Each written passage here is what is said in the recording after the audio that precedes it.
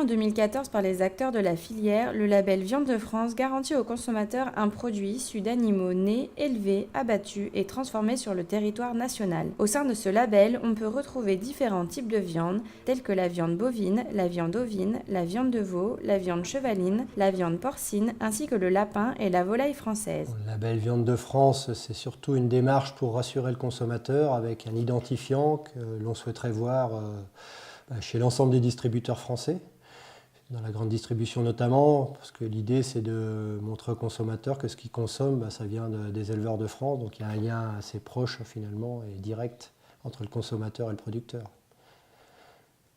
C'est ce dont on a besoin aujourd'hui, parce qu'on sait que le consommateur est très inquiet par rapport à tout ce qu'il peut entendre, toutes les critiques qui peuvent être faites sur l'agriculture.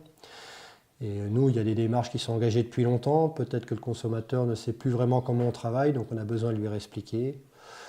On a une traçabilité, tous nos animaux, une carte d'identité avec une médaille à chaque oreille, avec un numéro qu'on peut retrouver jusqu'à l'abattage. Ensuite, à l'abattage, il y a une traçabilité qui continue. Et en fait, à chaque morceau de viande, on peut remonter jusqu'à l'éleveur. Voilà. Donc c'est ce qu'on veut mettre en avant. Avant, tout le monde avait quelqu'un dans sa famille qui était agriculteur. Donc pendant ses vacances, dans son enfance, il avait été souvent sur une ferme. Il voyait un petit peu ce qu'était notre travail. Aujourd'hui, nous, on s'est adapté, comme toutes les autres professions, à la société, à la demande, et c'est vrai que notre travail a évolué. Pour autant, on travaille quand même avec des êtres vivants. Maintenant, il y a des sujets qui sont très mis en avant, le bien-être animal, mais je pense qu'un éleveur, pour que ça fonctionne, il est obligé de faire attention à ses animaux. Donc c'est tout ça qu'on veut mettre en avant. On a des cahiers des charges assez stricts qu'on est censé respecter. On a des contrôles tous les ans.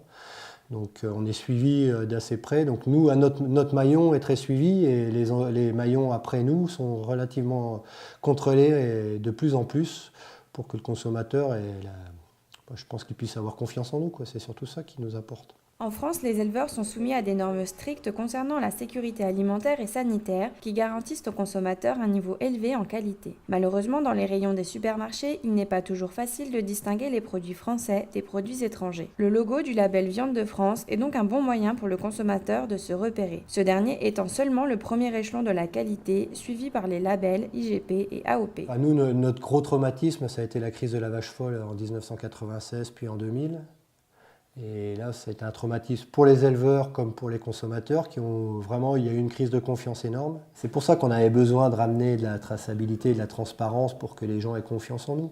Les paysages chez nous, c'est parce qu'il y a de l'élevage. S'il n'y avait pas d'élevage, on n'aurait pas ces paysages ouverts avec des bocages et toutes ces démarches-là.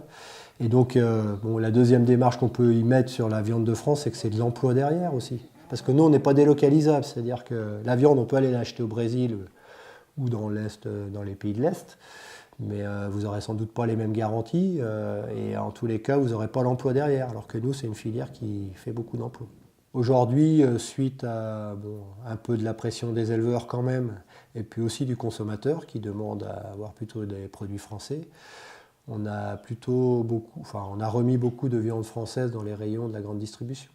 Alors ça, c'est un point positif. Parce qu'après, on aimerait qu'ils mettent le logo aussi, parce qu'on pense que quand même le consommateur, quand il a le choix, si on ne lui dit pas, il ne sait pas, mais si on lui dit, je pense qu'il peut être quand même amené à choisir plutôt un produit français qu'un produit qui vient d'Amérique du Sud ou de Pologne ou de Lituanie, comme on a pu trouver dans les crises précédentes sur les rayons, quoi. Nous, on a vraiment besoin de ça parce que aussi, on est en concurrence avec des pays qui ont des coûts de production beaucoup plus faibles, avec des normes beaucoup plus faibles aussi, et qu'on trouve que c'est une façon aussi de mettre en avant nos produits. Une filière très importante pour notre territoire, tant au niveau économique que sociétal. Les élevages, ils sont plutôt installés dans des zones où on ne peut pas trop faire autre chose, et on a besoin de valoriser nos produits pour rester. Le jour nous, on a des enfants qui s'intéressent aussi à l'agriculture, à l'élevage.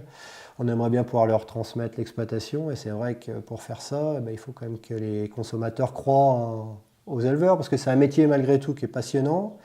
Ça reste un métier difficile parce qu'on est sujet à plein d'aléas économiques, géopolitiques, des fois climatiques et sanitaires.